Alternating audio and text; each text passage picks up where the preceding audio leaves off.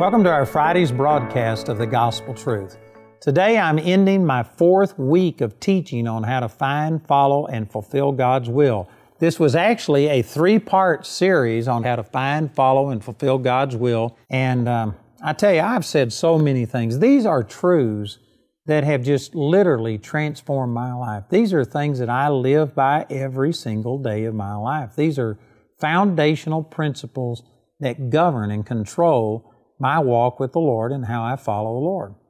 And you know, I'm not a perfect example, but I can truthfully tell you that God has led me in ways that are just miraculous. We're seeing things happen in my life that if somebody would have prophesied these things to me back 40 years ago, I would have thought, you're crazy. How's this ever going to come to pass? And yet I've followed God and I am seeing the will of God come to pass in my life. So I'm sharing with you things that are working in my life, and I know that they'll work for you. So again, let me just say that we have CDs and DVDs here, and so anyway, please get these materials, and we'll be announcing that at the end of the program. Yesterday I was using Psalms chapter 37, verse 4, that says, "Delight yourself also in the Lord, and He shall give you the desires of your heart." And I was sharing that that isn't saying that He'll just give you whatever you want, but when you delight yourself in the Lord, He puts His desires in your heart. He changes your want to. He changes your desires. And you, if you are truly delighting yourself in the Lord, which probably I could spend a lot more time explaining that, but if God is first in your life, if you're seeking Him and loving Him above everything else, then you can follow what you desire to do. Some people think, no, you could never just follow your own desires. Well, that's if you're carnal. That's if you are living your life for yourself and not seeking God. And if you are living like that, well then no, you can't follow the desires of your heart. But if you are delighting yourself in the Lord, He will put His desires in your heart and you can follow those desires. That's how God led me to be on television. That's how God led me to start our Charis Bible College. That's how God has led me to move from one place to another when I was pastoring churches and things, is through the desires of my heart. Praise God. That is awesome. Let me share another verse with you that it's really the same thing. It's just a different way of putting it. But in Colossians 3:15, it says, "Let the peace of God rule in your heart, to the which also you are called in one body, and be ye thankful." This says, let the peace of God rule in your heart. The word for rule here is the word that we get our English word umpire from.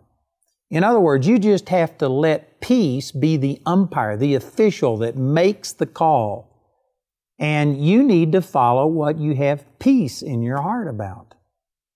You know, this is something that I learned way back in the very beginning. 1968 is when the Lord first touched my life. And when I had that experience with the Lord on March the 23rd, 1968, I mean immediately my desires changed. I was in college at that time, and I was in my 2nd semester of college. I had just started. I had at least 4 years of college lined up. I had a deferment from the draft as long as I stayed in school. I was getting money from the government as long as I stayed in school. I had the acceptance of my family and of my friends as long as I stayed in school. But when I had this encounter with the Lord and when I truly delighted myself in the Lord and put God first, immediately, I mean the next day, I couldn't stand the thought of going back to college, secular college. I just knew that God had a purpose for my life, that what I was going to learn in secular college wouldn't prepare me for it, and I immediately hated the thought of going back to school. I kept going through the motions for a period of time, but I never made a class. I was witnessing to people. I was so excited about the Lord that I'd start witnessing to someone and it'd be time for the class, and I couldn't just quit witnessing to them and let them go to hell because it was time for me to go to class.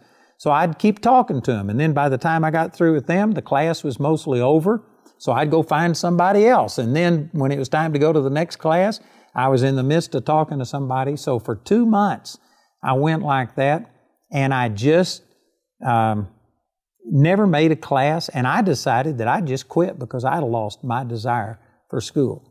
Remember that if I quit school, I was going to be drafted. I lost money from the government. A lot of my family and friends thought that I'd gone crazy. So there was a lot of downside to quitting. And when I announced that I was going to quit school, my mother just couldn't believe that that was God. She actually sicked a couple of preachers on me that started telling me that this isn't God, that God isn't leading you to do this. And anyway, long story, but I stayed in school and went ahead and finished the school year and took the exams just to satisfy my mother. This is back before I was married, but I hated it the whole time. And finally, one night I was over at a friend's house and we were studying and we read Romans 14:23 that says, "For whatsoever is not of faith is sin." And that verse just jumped off the page at me. And I realized that if you aren't acting and doing things in faith, that it's sin. I had never seen that before. I thought sin was going out and committing adultery, lying or stealing or some of these things. But just not being in faith, that was sin. When I saw that, there was this immediate conflict because in my heart, I didn't feel like I was supposed to be in school. And I was doing it only to satisfy some people. And when I saw that, I said, man, I am not going to be in sin tomorrow. I'm going to go home and I'm going to find out if this is God telling me to quit school or if it's just me. And I am going to make a decision tonight, and tomorrow when I get up, I am not going to be in sin. I am going to be doing what God told me to do. So I left early. I went home and I just started praying and saying, God, I've got to know, is this lack of desire for being in secular college that I have, is that you or is that just me? Is this the flesh? How do I tell if this desire is from you? And the scripture that God led me to was Colossians 3:15. Let the peace of God rule in your heart. Over in Galatians chapter 5, verse 22 and 23, it says, the fruit of the Spirit is love, joy, peace, long-suffering, gentleness, goodness, faith, meekness, and temperance. Against such there is no law. And so that is saying that in your born-again spirit, you have love, joy, and peace. It's always there. You don't always feel the peace of God, but it's always there. And if you can set aside all of the distractions that occupy you and the fears and the things that are spoken to you, and if you can just focus on God, your heart always knows what's the right thing to do. And you will, in your heart, on a heart level, you will have peace about what God's will is. Man, I could spend a lot more time verifying that from Scriptures, but that is absolutely true. In your spirit, you have love, joy, and peace. Specifically, I'm talking about peace. And you always have peace about what God is leading you to do. You will always have turmoil, a holy turmoil, a holy dissatisfaction when you are being led to do something that isn't God's will. You know, I had to make a decision just yesterday. I was talking to some of my staff, and I had to make a decision about somebody we were going to hire to run a portion of our ministry. And we had 3 different people that we had interviewed, and I just had a peace about one. I didn't have peace about another. And this other person was actually hire recommended by other people, but I didn't have peace about it. And you know what? I put this into practice in my life and in my ministry yesterday. And it's something I live by every single day. You have a peace. When you are following God's will, there will be a supernatural peace that goes along with it. If there's not peace, then you let the peace rule in your heart. You follow peace. And yet, sad to say, most of us have been more taught to follow logic. Like going back to this situation when the Lord first spoke this verse to me, I was in secular school. I was getting $350 a month from the government if I stayed in school. It made sense. It was logical to stay in school and get that schooling paid for. I also had a deferment from the draft as long as I stayed in school. It made a lot of sense. I mean, a lot of sense to stay in school and avoid the draft. I also was accepted by all my friends and by my family as long as I stayed in school. But when I even toyed with the thought of quitting school, man, I got a lot of criticism. And so, you know what? Logically, there was no reason for me to quit school except that I didn't have a desire for it anymore. I didn't feel peace about it. And so I had to make a decision. I said, I'm not going to be in sin tomorrow. I am going to find out. And as I was praying and asking God for direction, He gave me this verse, and He basically told me, you let the peace of God rule in your heart, umpire in your heart. And so I said, all right, God, I'm going to do that. How do I do it? I sat down and considered my options, staying in school or quitting school. And as I thought about these options, if I thought about quitting school, I didn't feel peace about getting drafted and going to Vietnam and potentially getting killed or maimed. I didn't feel peace about people telling me that I was of the devil and that I was missing God. I didn't feel peace about losing $350 a month support from the government. I didn't feel total peace, but when I thought about staying in school, I felt zero peace. I mean, there wasn't any desire whatsoever. I hated it. I could spend an hour telling you about dreams that I had, reoccurring nightmares that I had about being in school. And I know that some of you think, man, I'm making a big deal out of this. For me, at 18 years of age, it was a big deal. And I felt zero peace. And so based on this scripture, it says, let the peace of God rule, umpire. I thought about like our sport of baseball. When you throw the ball, did you know that the home plate umpire, he just has to make a decision, and he has to call that either a ball or a strike. He can't sit there and say, well, I'm not sure. Let's just play it over, or let's not call that one anything. No, an umpire doesn't have the luxury of saying, play it over, do it over, I'll just forget that one. No, you have to make a decision. And even if you're wrong, you have to make a decision. And so the Lord reminded me of that, and I said, all right, I'm going to make a decision. Which one is it? Well, I didn't know for sure. I didn't feel total peace about quitting school, but I felt zero peace about staying in secular college. And so based on this verse, which also corresponds to Psalms 37:4, delight yourself also in the Lord, and He'll give you the desires of your heart.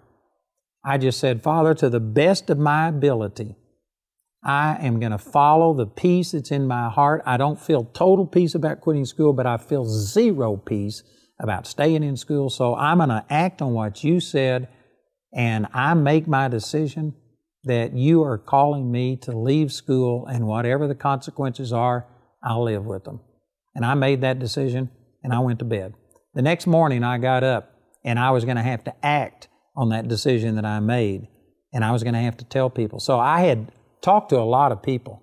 And anyway, there was 3 people that were really special in my life. I hadn't got time on today's program to give all of the explanation, but these were 3 people that I had shared my lack of desire to be in school and my desire to get out and just devote myself to seeking God 24 hours a day, 100%. And when I shared this with them, they turned on me with a vengeance. I mean, people that were special in my life, people that were really important to me, and they came out viciously against me. One of them was actually a high school teacher that I'd had, this woman named Mrs. Ellis. And I just respected this woman. She was a Christian lady. She stood for her Christian faith. And I had talked to her and told her about my experience that I had with the Lord and how I felt God was leading me to quit school. And she was a friend of my mother. My mother was a school teacher, and they were both teachers together. And so Mrs. Ellis, I'm sure, thinking that she was supporting my mother, just turned on me and let me have it, that this was not God. I was missing God. This was going to be the biggest mistake of my life. And she just let me have it. I mean, rebuked me. So after I had made this decision and was letting the peace of God rule in my heart, I went to these 3 people who were very influential in my life and who I respected, and they were the 3 that had been probably the most critical of me. I went to them just to gauge their reaction, just to see what was happening. And I remember walking in to see Miss Ellis, and I walked in and I said, well, I've made my decision about school. And she said, what is it? And I said, God told me to quit school. And I said, I'm going to quit school, and I don't care if I get drafted. I don't care what happens. I don't care what the consequences are. I'm following God, and this is what God is telling me to do based on Colossians 3:15. And I just braced myself, waiting on her criticism. And instead, she was silent for a while, and she got tears in her eyes. And she says, I'd give anything to be in your shape, in your situation. And I was shocked. I said, you would? And she said, you know, I don't know how old she was, 50 or whatever at that time or something. And she says, I've lived my whole life basically hoping that what I'm doing is pleasing God, but I don't know for sure that I'm doing what God's called me to do. And she says, I'd give anything to be 18 knowing that God was speaking to me and leading me. And man, I left that place just nearly floating because you know what? I had taken a stand. I had started moving in this direction and I already had a confirmation. I went to those 2 other people that day. Every one of them just turned around and he says, I believe that's God. And I never doubted it. And it, you know, in retrospect, I look back, that was one of the most important decisions I ever made in my life. It set me on a course. I mean, I got drafted. I was sent to Vietnam. I grew up. I learned things. It's just like I was going down a road this direction. And when I made that decision, it turned my life in a totally opposite direction. And I would have to have backslid on God to keep from being where I am today. And that was one of the decisions that started all of these things in process. I'm telling you, brothers and sisters, there's people watching this program right now. You could be in other countries. This program's seen all around the world. You could be in another country and it could be a totally different set of circumstances. It may have nothing to do with school. It could be your job. It could be who you're going to marry. It could be, you know, where you live. It could be, are you called into the ministry? Are you called to be a missionary? It could be a million different things. You could have a different culture, totally different background, but these exact same principles hold true for every single person watching this program. And I'm just telling you right now, in the name of the Lord, that some of you are in sin based on Romans 14:23. Whatsoever is not of faith is sin. You've been dangling in between options of things to do. And you're just somehow or another praying and waiting on God to send a bolt of lightning or circumstances to direct you and hoping that somehow or another God will just sovereignly make it work out. I'm telling you, there's a better way. And the better way is for you to recognize that you have peace in your born-again spirit. And you just let the peace of God rule in your heart. You delight yourself in the Lord, and then you follow those desires. What is it that you feel peace about? What is it that you have desires for? Follow them. Man, that sounds too simple. It sounds like, no, it couldn't be this simple. It is that simple if you're really putting God first. You know, I also pastored a church in Pritchett, Colorado. And when I was there, it's a long story, but we had, I think it was 2 or 3 elders in that church when I first went there, but they were custom combiners. And so they would follow the wheat harvest, and they would be gone for 4 or 5 months out of the year. When I first went there, I went there in January of, I guess that would have been like 78 is when I moved there. And they stayed there until like May or something. But then as May was approaching and they started following the wheat harvest, they said, we need an elder that is present here with you in case you need some help running the church or something. And so I said, well, I'm not against that. I didn't mind having an elder, somebody that the body had recognized and put in.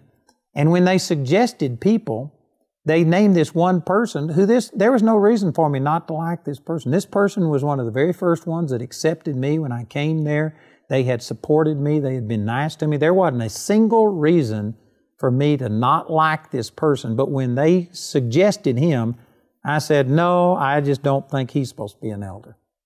And they said, why not? And you know, one of the problems with guys, women, I believe, are more intuitive and operate more on an instinct than guys do. Guys have to be real logical, and they wanted a logical reason. They wanted me to detail the reasons why I didn't like this guy. And I didn't have any reasons. Everything I knew about him, I liked him. I said, I don't have anything against him. I just don't feel peace about it. And anyway, they kept pressuring me, and as time was drawing closer, they threw a couple of other names in the hat. Nothing was working out.